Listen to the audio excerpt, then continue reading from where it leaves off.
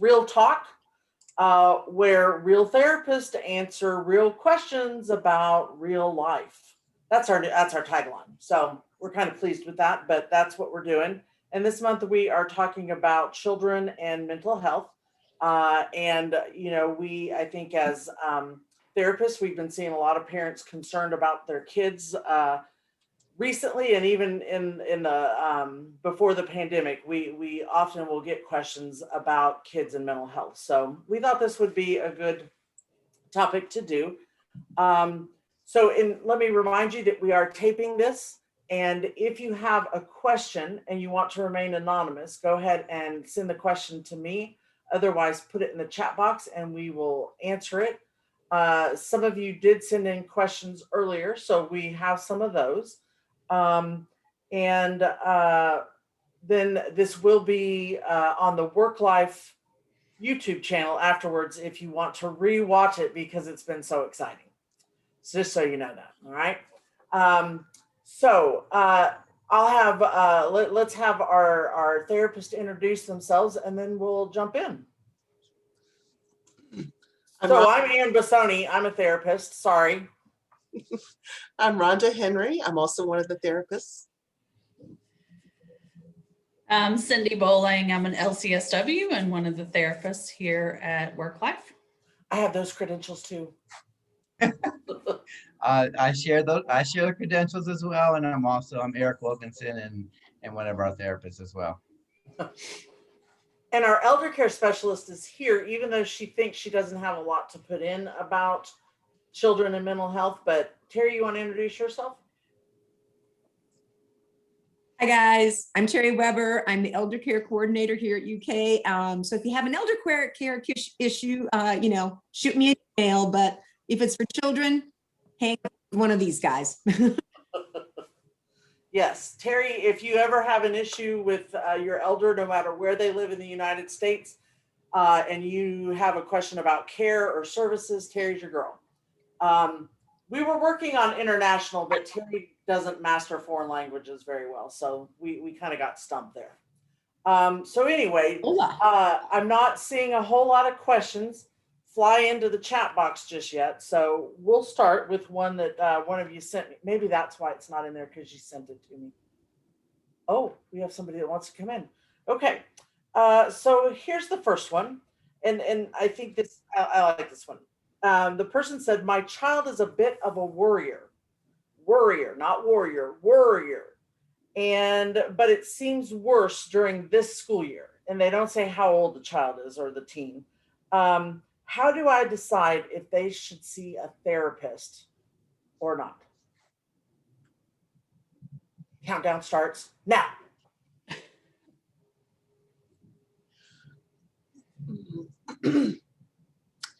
I think one thing that we can start with, depending on age, but I would start with talking to your child about it, and breaking that down.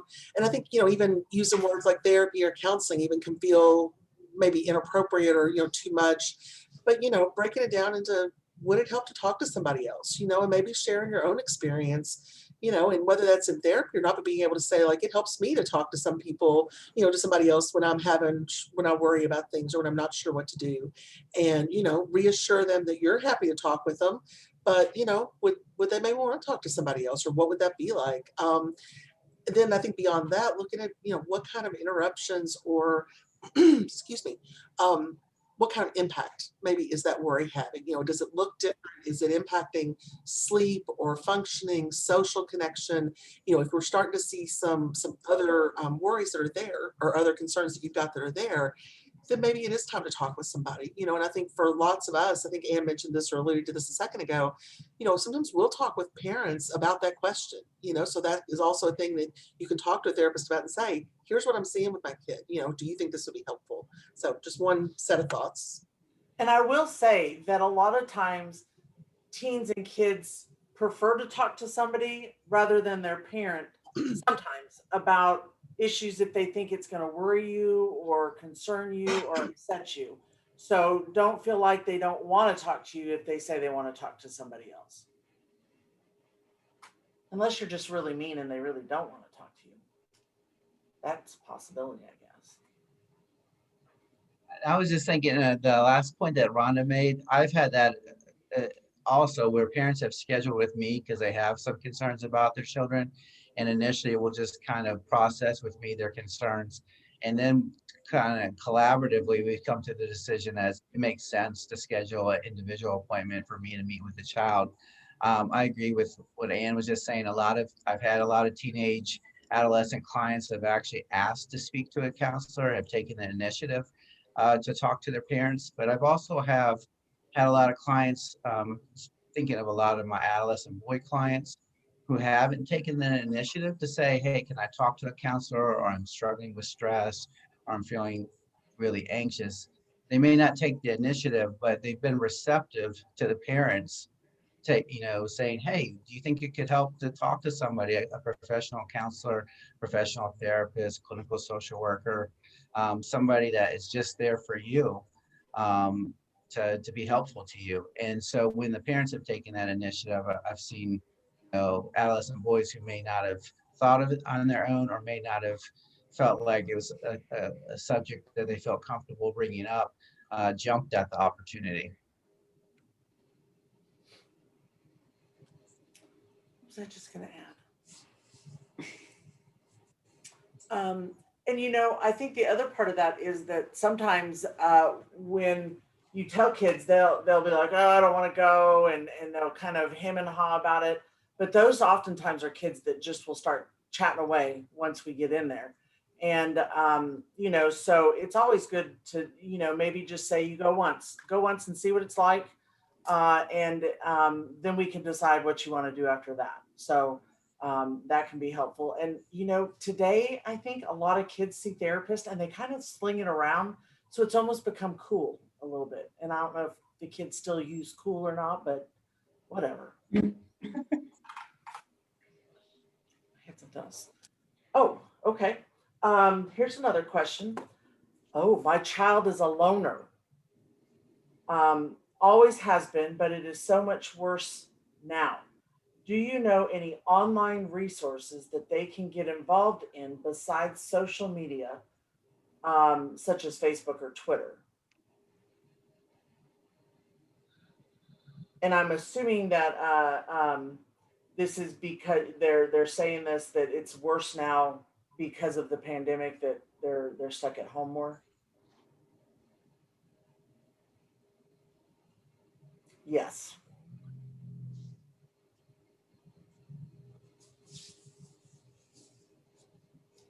It's snowy day, you guys. We'll wake up in a minute.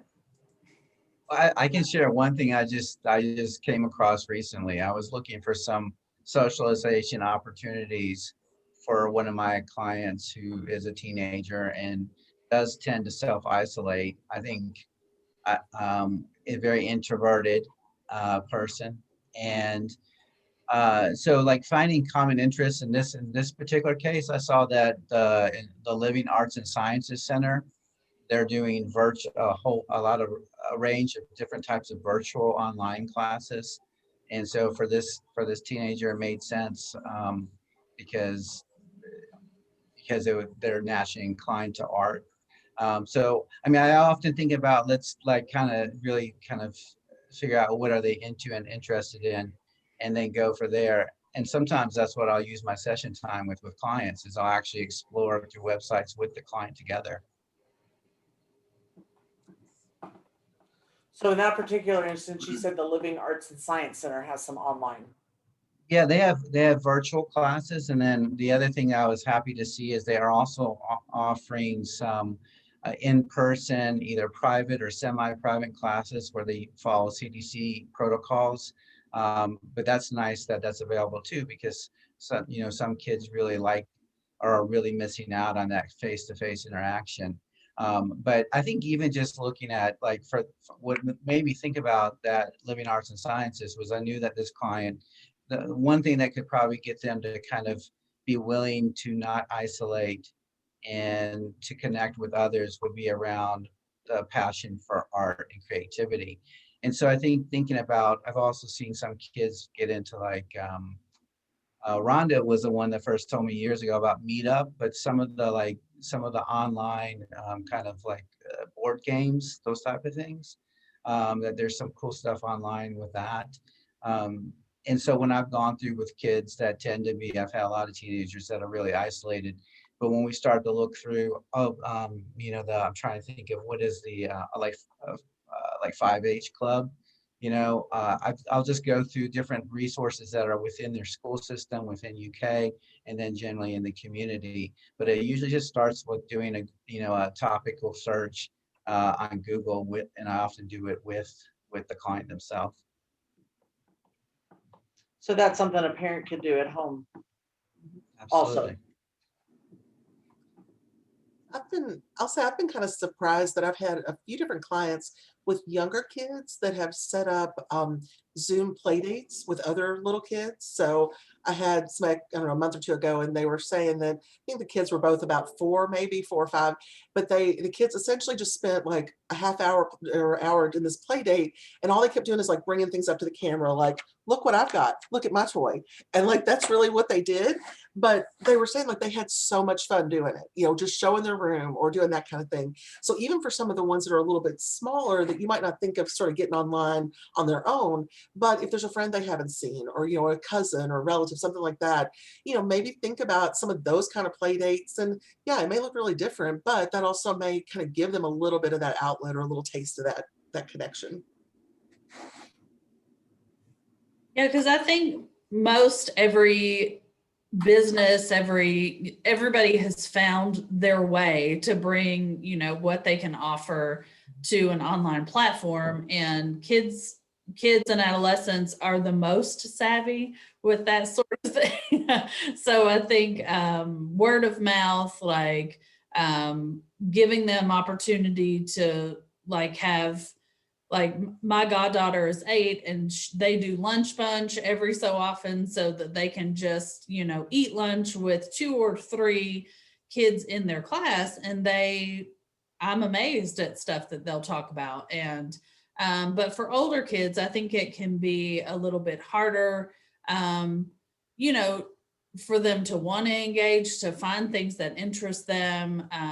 And I think we all have to bear in mind, like, we've all experienced a huge loss, and they have as well. And the fatigue that we feel, they feel, as much as we do. And so to really work to open up conversation about, I've noticed that there's more and more time that you spend alone, and have conversation around that, and maybe agree to find, one thing. Like, I have engaged in some crafting stuff, and I'm not a crafting person.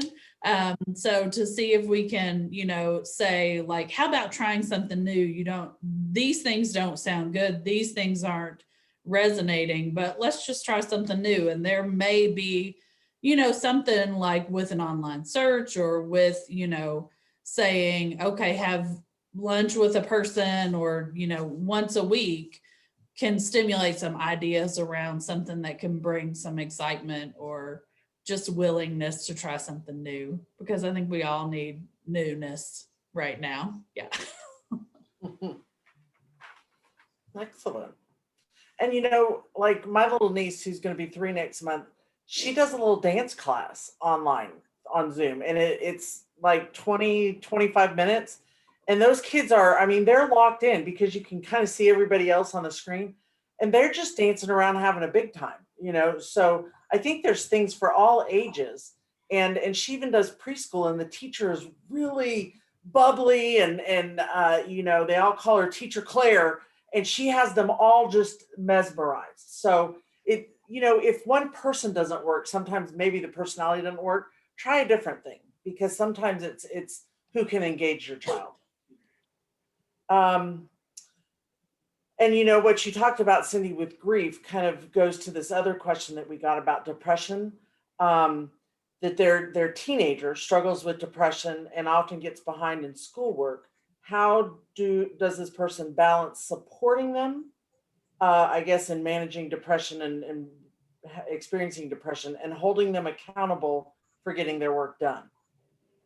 Because you don't want to just say, like, you got to do it, and disregard their depression, or they're experiencing depression. What would you all suggest? And maybe even what are some of the signs of depression in kids versus teens versus adults, because they can be different.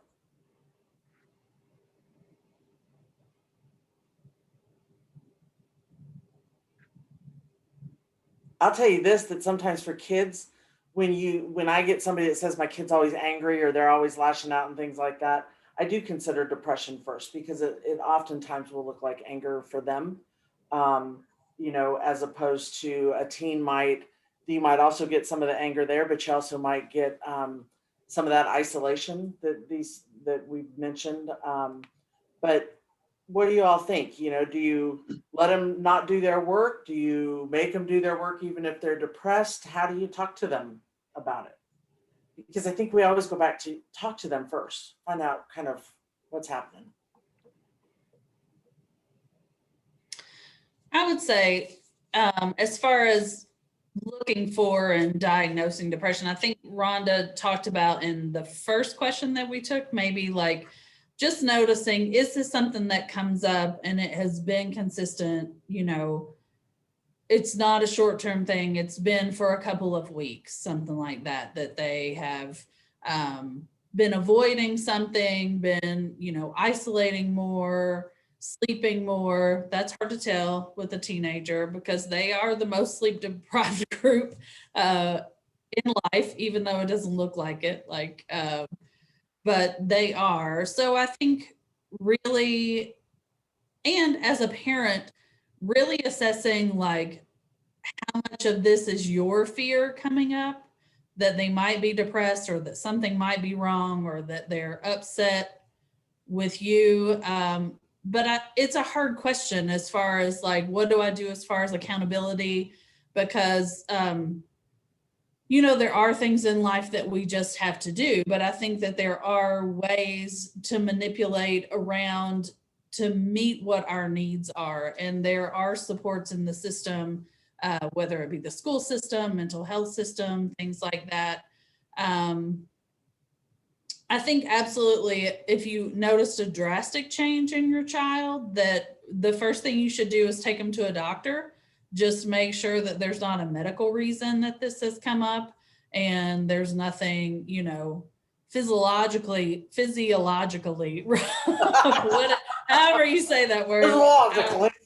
Right. That's causing these changes. And once you know that, okay, this kid is healthy, there's nothing, going on that would, bring this on other than mood, things like that, to really have conversation around it, have some dialogue around it, be in contact if it's appropriate, like with the teacher, have the conversation and have your kid be in contact with the teacher, just to say like, I'm really having a hard time with this.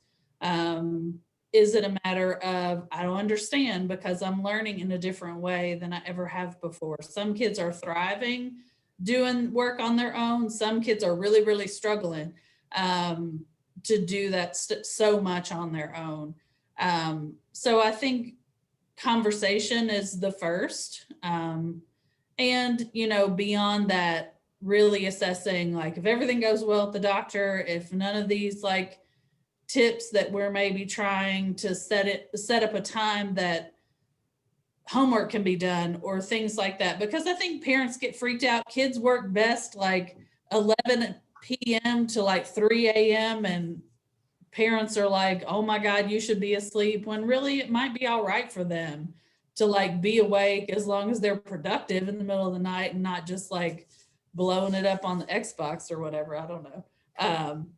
So to really look at, are my fears as a parent playing into some of this? Like, is there just conflict and pushback, or is there really something going on that's deeper than that? And something I was thinking about, I liked a lot of the things that Cindy illuminated in terms of the symptoms of depression, and Ann did as well. One of the things I always come to is, are they still enjoying the things that they normally enjoy? Like, do they get excited about things? The things that they like, are they having fun with that? And because a lot of times you'll see that joy disappears, right? That they just don't seem to be enjoying, whether it's video games or sports or playing with their siblings or playing with friends or whatever it is, arts and crafts, music.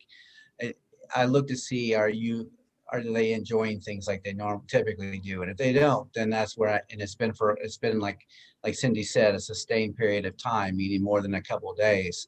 Then I start to think about, how are you feeling? What's it been like? I also look at energy levels, which kind of gets directly at this question. A lot of times when folks are depressed, the energy levels drop way off, and there's just not a lot of motivation to get schoolwork done, or the energy. It can be really hard to concentrate on schoolwork. And so I personally try to think of, because we know that physical activity is one of the better things for folks, behavioral activation when they're feeling depressed.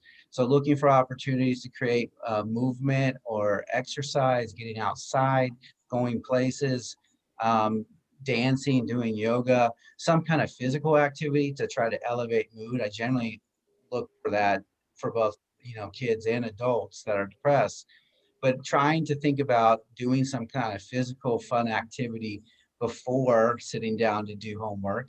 Also, the idea of doing small little bursts, right? Really breaking it up into small, manageable goals, and then rewarding yourself with things you enjoy. And so saying, hey, do you think you can do 15 minutes of this? And then we'll go shoot some baskets outside, or we'll go take the dog on a walk. And so starting small, little chunks, but also just trying to bring some energy and activity there. And when you're seeing that, there's just this consistent low energy, flat affect, where there's just not a lot of joy or excitement in things. I mean, those are times where it probably makes sense to consult with a professional in terms of thinking about interventions. Great. This is an interesting one. Daisy wrote to everybody. This might be a little bit left field, but I'm interested in social work community practice with children and teens. Does anyone have any thoughts on policy or programs that need to be created for children, teens, and mental health treatment? Oh gosh, we got 10 hours, 10 days. Yes, there's lots. Talk to us, people. Because I think one thing we've seen is that for a lot of mental health access, there's oftentimes a wait for one-on-one individual stuff. And we also know that kids and teens kind of can feed off each other and learn from one another. So sometimes those programs that bring everybody together can be really helpful. Policy is my nemesis, and it always seems too big for me, so I don't know how to answer that part. But I bet one of you do. This makes me think a little bit about what we've been kind of doing and thinking about over this past year as we've thought about employees and connecting adults, and we've, since this pandemic, I mean, I think especially Ann and I feel like have always had this interest in, helping people feel connected, this feeling of belonging. And so, in this past year, that's sort of taken on a whole different spin of how do we keep this going in some ways. It makes me think of those spaces we've tried to create in different ways, in different programs we're doing or things where people can just come together and be, talk about things they're interested in. They're not having to, there's not a program goal that's, set out there. The goal is connection. And I feel like just some of those same kind of spaces for our kids could be so beneficial. Again, space where you can come together and everybody's just working on some drawing or artwork or whatever they're doing. And we're not having an assignment. We're just talking and we're hanging out together and we're sort of sharing a common interest, And I think Eric mentioned some of the like game groups that are going on. I mean, I think that's been a landing place. I've seen some teens that have enjoyed, doing some of these different games, not video games necessarily, but like online board gaming, like real-time gameplay with each other. But I think more of those spaces that aren't necessarily even like a therapy group, but are just opportunities for connection and for community. And I think most of us want that in some ways. I think that's where a lot of teens end up in social media because they find some spaces for that. But I think that comes with a lot of those fears and downsides that we worry about. But I think some sort of facilitated space that just lets folks be in community. And whether that's talking about silly stuff, I think of our midday mingle group, are we talking snakes and alligators in Florida? Or are we talking about, what we're eating for dinner? I mean, whatever the thing is, that's not what really matters. You know, what really matters is these are those people that I look forward to seeing, or that are part of my community. So that would be my long way around answer of, I think, more space that feels safe. So there is some facilitation, but it just lets kids be. I mean, I Yeah. even think about, oh, go ahead, Cindy. No, I was just gonna say that, you know, that connection and community is so important. And I think the biggest issues for kids and adolescents, like it's a reactive response from systems like that families or kids may or may not be involved in. I don't think that somebody should have to have a mental health diagnosis before their insurance will cover, you know, for them to participate in, you know, groups that are productive and, like, you know, make people feel good about themselves. So I wish that policy wise we could move toward a place that is preventative and not reactive, or just supportive and not even assuming that there will be a problem. Good I point. think that that's definitely what we need, because we always think about things in terms of pathology and how we need to fix people. Like if the support was there so that we didn't have, you know, as many trauma and, you know, all that stuff pop up, then we would be healthier, you know, as a nation, in my opinion. But so if you've got some desire to write some policy and, you know, come through in the social work community, like I'm behind you, because I don't know how to do it. I was thinking of, you know, I in a past life, I used to do some work with some of the high schools, where basically it was pro bono work. But it was to what Cindy was just saying, that this kind of preventative stuff, where I remember like leading, for example, leading some journaling groups at both Bryan Station and Tates Creek High School, and essentially that none of the kids, if they had a formal diagnosis, I didn't know what it was, but essentially the social worker would select kids that she thought were just introverted, lonely kids, kids that were probably at risk for potentially dropping out of high school because they just did not, and then she did not have a lot of connections to teachers or friends. The Bryan Station social worker was very, I thought, in a smart way, strategic, that she would identify kids that she had thought were at risk for dropping out of high school because they were not connected to others. But she would always throw in like a couple kids that were like really popular in school, like accomplished athletes or kids that were doing really well. And that mixture of having, you know, of bridging different types of uh, you know, gender, class, race. Yeah, I think those groups turned out to be really supportive, even though it was not in the form of a formal mental health treatment. I think about other groups. I've led a lot of groups over the years. I've done therapeutic drumming groups. I've done like friendship groups and with like a yoga focus for like for elementary school age boys. I've done mindfulness-based cognitive therapy for teenagers.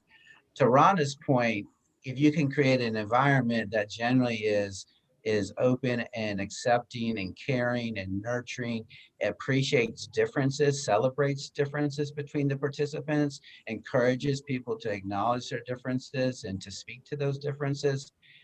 It's really a wonderful thing, and both from both a mental health treatment intervention standpoint as well as preventative care. So I always look for buy-in from administrators, particularly at schools. If we're thinking about kids, administrators at schools, as well as social workers at schools. And then I've also historically been able to form partnerships with some, you know, kind of community organizations. For example, Urban Ninja, I don't know if anybody here is familiar with that. It's a gym that's kind of off of Bryan Station Road. I was able to just go in there and essentially they would let folks, you know, kids just come in and work out in the gym for free as long as there was like adult supervision. When my previous employer had a similar arrangement dating back over 15 years with Calvary Baptist Recreation Center, they would just be open to letting social workers bring kids in as long as there's adult supervision. So looking for those community organizations where you can get buy-in and places that are willing to donate their spaces and their resources. A lot of times those things are more doable than one might imagine. So what would you suggest if, like Cindy said, the child or the teen doesn't have a mental health issue, doesn't have a social worker? Would you recommend parents try that too? Like finding those Yeah, connections? I love that. I mean, I love it. You know, one of my teenagers, the parents took the initiative that I work with. This child does have doesn't have a formal diagnosis, but is in counseling. But independent of that, the parents early in the pandemic said, hey, we will provide like food for kids to come over and eat in the backyard, and that people need to wear their mask, and we're going to do physical distancing.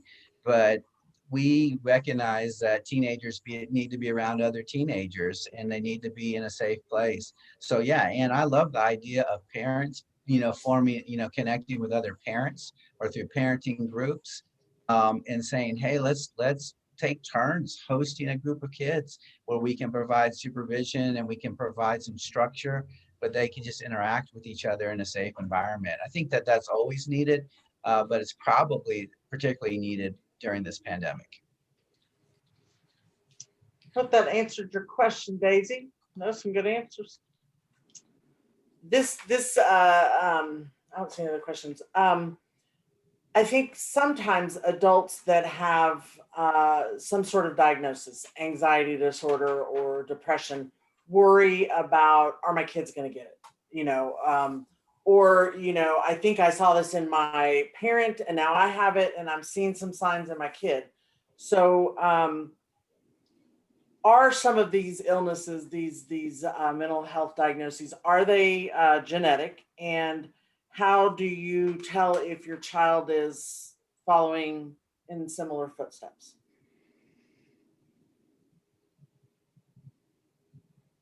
Because I think there is debate, because there's some times that we think, well, sure, it's genetic, but then we also know that kids observe. And if you're a worrier, is the kid picking up that, oh, mom's worried a lot, maybe not saying that to themselves, but they start to worry.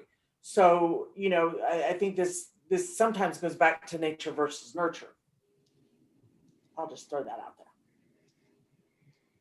Yeah, I think that's true. And I think hundreds of adults that I've seen over time, I think most of them, if, a lot of them assume or automatically, step on kids that they think like, well, this happened to me. So, and I am the parent of this child. So they will obviously, follow suit or, have similar things, or folks that have experienced depression and anxiety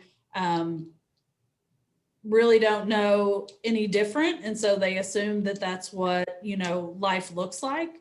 And so I have reassured many a person that, you had a set of life circumstances that led to, maybe we all are wired a certain way, and might have a little bit of anxiety or be a little more prone to worry or prone to, feeling really big feelings. And so that may lead to, kind of our mood dipping lower or things like that. But just because, that has happened in your life, you live a different set of circumstances than your child.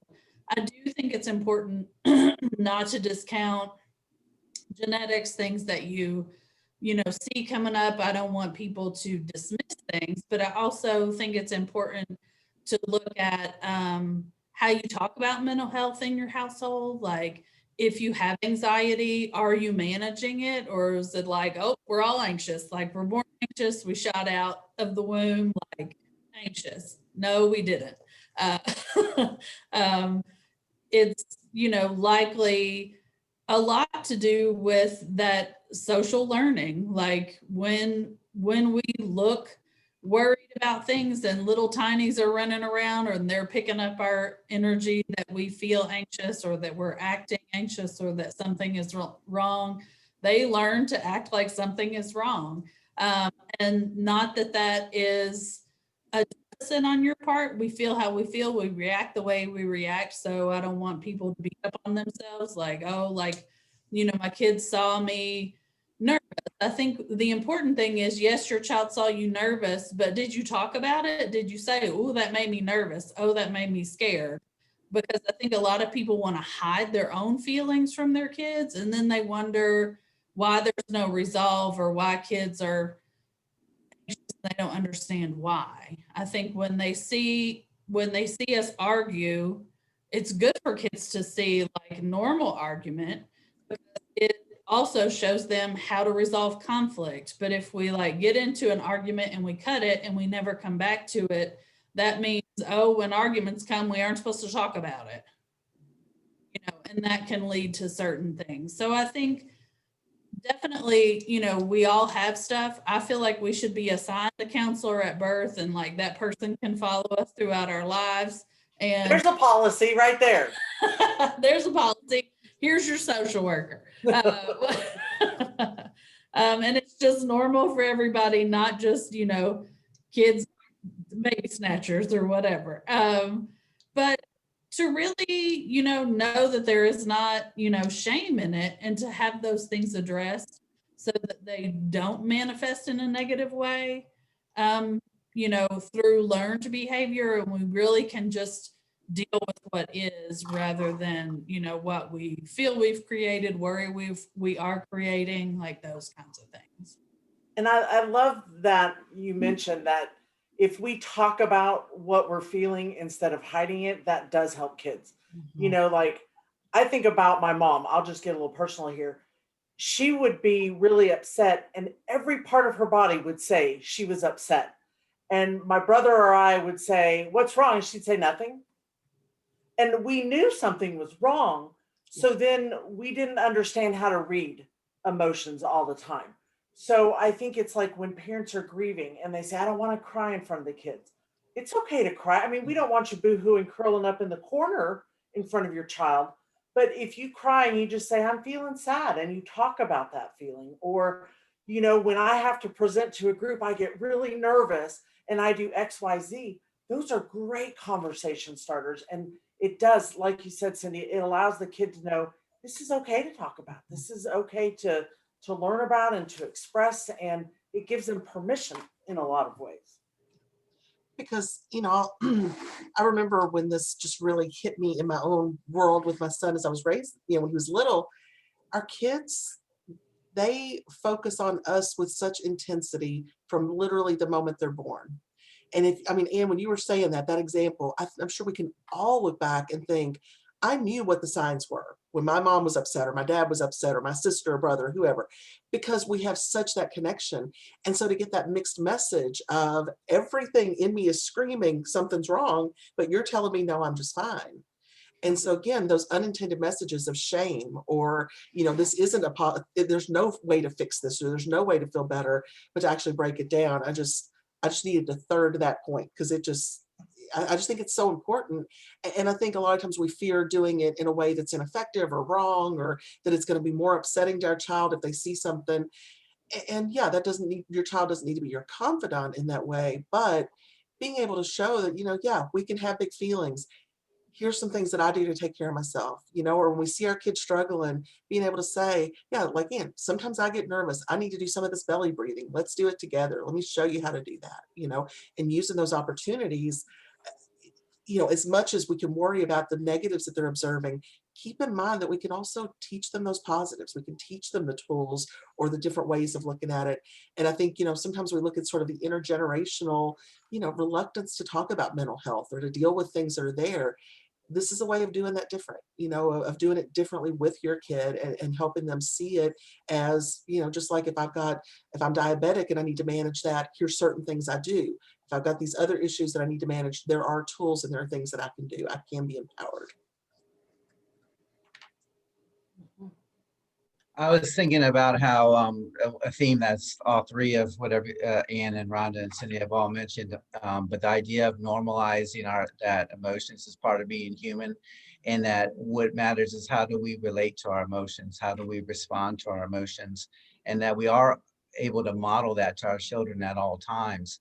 I also think about how there's a lot of, I know within the work life therapists, we have a lot of fans of artists, right? And like, I've never known a really successful artist that hasn't struggled with emotional regulation or hasn't had strong feelings, right? I mean, these are sources, it can be great sources of inspiration. So the question is not whether or not do I have anxiety. You know, I may be more sensitive to anxiety or more vulnerable to feeling overwhelmed, but it's that actually can be a source of wisdom. That's a way of like understanding what's happening with us and being aware of what's going on with us. And so how we respond to it and what we do with our emotions makes all the difference. So the normalizing, but even maybe beyond normalizing, viewing it as a strength, because I think when people are able to experience deep emotion, that is a strength. That shows real capacity for empathy and compassion, for creativity, for relationship building. So emotion is something I think that should be celebrated, and not just as normative, but also as strength. Another thing I was thinking about just quickly is the idea that when we talk, like Ian was saying, when we talk about our feelings, we say, "Oh, I'm feeling kind of nervous right now. Like, you know, I might mess up, but it's okay. I'm going to do my best, you know, and if I don't get it right, I'll keep trying." If we say that out loud, that's how we help our children learn how to think. That's how we build resiliency. When we talk out loud and think for them, and then we're helping them to build that internal dialogue that they can access when they're in a difficult situation. So it's really important to talk out loud and model kind of positive self-talk and resiliency and idea and self-acceptance, and that mistakes are part of life.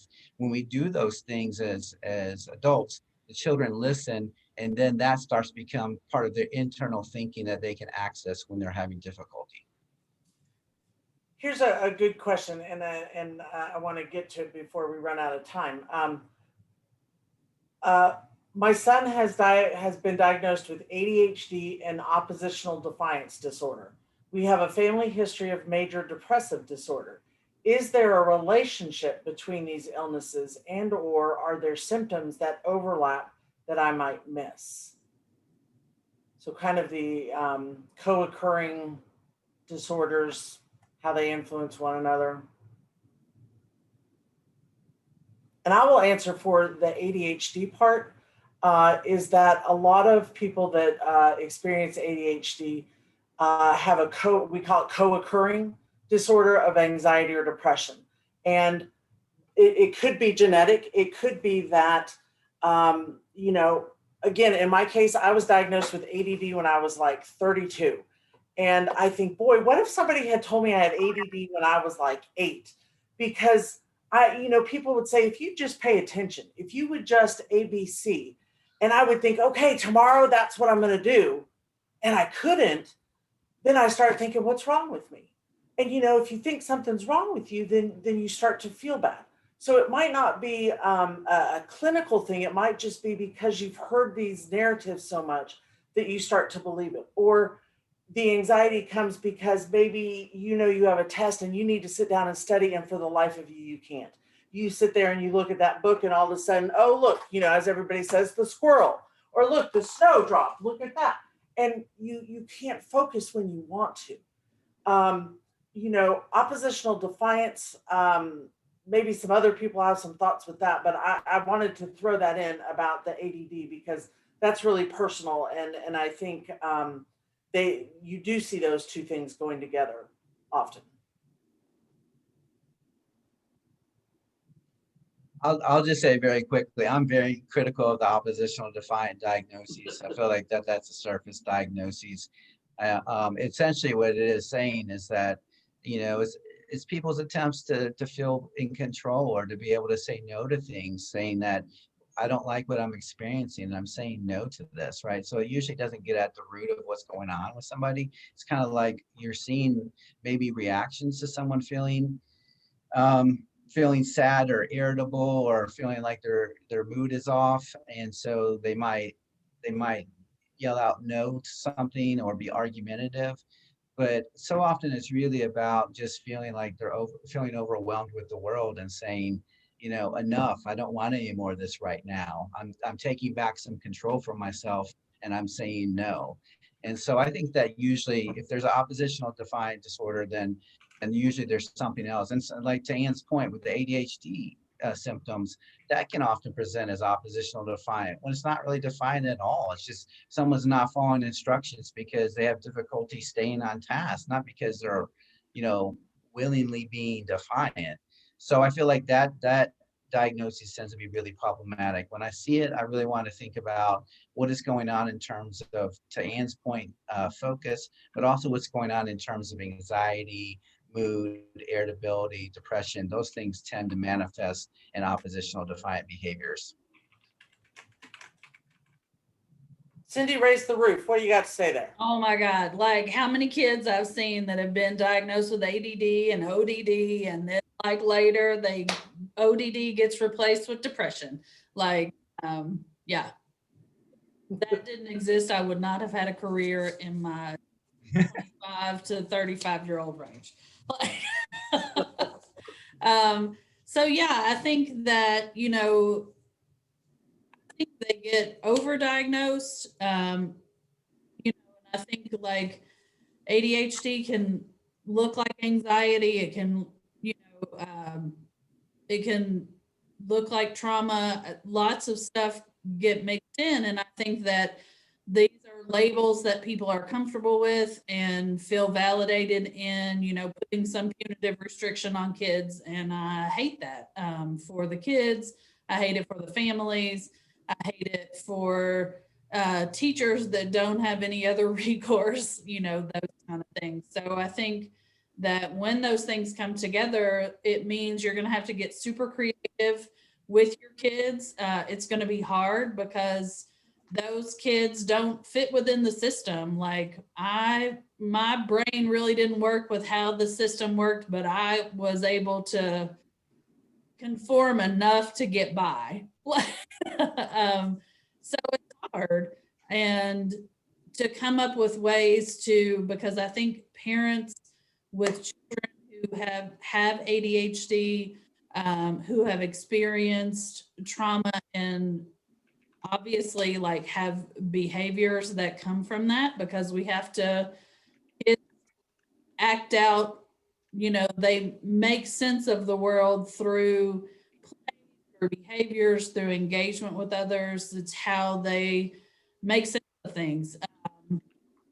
And they do it a lot better than we do it as adults because we don't give ourselves, the opportunity to really just show out. Because sometimes I just show right out when some stuff has happened. But, I have to work that all out with my therapist on the weekend. But anyway, I digress. I know. I wish it was okay for adults just to drop down and have a fit, because sometimes that just feels right until somebody's like, "What are you doing? You're an adult." Right. Until you get fired. Right. Right. Whatever. I want to throw some stuff. When the Zoom thing has gone off during this pandemic, I've thrown some stuff. Not really, but yeah, I was a thrower of things as an adolescent. So yeah, put my hand through 2 glass doors before I got it together not to do that anymore. Pain does not equal solving the problem. Right. Or like having to, use your teenage job to pay for your front glass door of your house twice. So I think, to know that as, if you're a parent whose child is struggling with ADHD, whatever some diagnosis is, medication can help if that's truly what's going on. Like ADHD is a chemical thing. Like there's medication that can shift that for some folks, but if that's not what's going on, more and more and more medication to beat down the behaviors is not the answer. And I get really frustrated for kids that, you know, spend a good portion of their childhoods not really remembering their childhood because they're on so much medication. So to know it's going to take their supports for parents of kids with ADHD that teaches them skills, like UK Psychiatry has those, and they have been fabulous from people that I've talked to. You know, if a kid is diagnosed with ADHD, this is my personal opinion, they should be in therapy so that they can learn those things in their head to combat what other kids, other adults, teachers say to them. Like if I hear one more person look at a kid who has trouble with focus and be like, just focus. Like if they could focus, we wouldn't be here. Like, yeah. And I think you have to remember that with ADHD, a lot of times we're impulsive, you know, so some of that ODD, I think, can be related to just impulsive desires. And I think the other thing that's becoming more apparent with ADHD is those big feelings, that hypersensitivity. So what you might think is nothing to a kid or an adult with ADHD, they're really sensitive to it and it's going to hurt. And if you then don't have the impulse control, you're going to blurt out. And my coworkers will tell you this happens sometimes. But the other part of that is that, and see, and now I just lost my thing. What would you just say, Cindy? Oh, that medication alone is not, medication is great, but you also got to change some behaviors. You got to drill in some change behaviors to manage things. Yeah. We ultimately, like in this life, if we can learn it's not about us, it would be, you know, like reactions from other people. It's not personal. Like, let me not take it personally. Let me give some people grace. Let me give myself grace for being, you know, super annoyed with this child. Like, and come back and say, I was super annoyed with you. Sorry. You know. That conversation has happened in my house. Like, I really got frustrated and annoyed. I'm sorry to put that out on you. And Courtney said she appreciates this. She's questioned, I'm sorry, I just said the name. This person has said that they've questioned the ODD diagnosis and concerned about with having a family history of depression. Is it what's going on? So she really appreciated us commenting on that. And we just have a few minutes left. So I appreciate you all coming. And if we can answer any other questions, we'd be happy to. I think we all just love working with kids and teens. Some people just the teens, not the kid part. But, you know, we also but yeah, I guess we enjoy working with parents who have kids with some special needs, because it's not easy. Parenting's not easy anyway. And when you have children that have some sort of experience, some sort of diagnosis, and maybe you have one yourself, it can be really hard and we can really beat ourselves up. And that's not going to help you. And we're happy to talk to you about how to take care of yourself when your child needs some extra loving and guidance. So we appreciate y'all being here. We hope that you will join us next month on the 16th, where we're going to talk about relationships. And we're not just talking about your sweeties. We're going to be talking about relationships all the way around. And we're all experts at relationships. So come back and see us on the 16th. Everybody take care. Stay warm. Don't drive in this if you don't have to, out of an abundance of caution.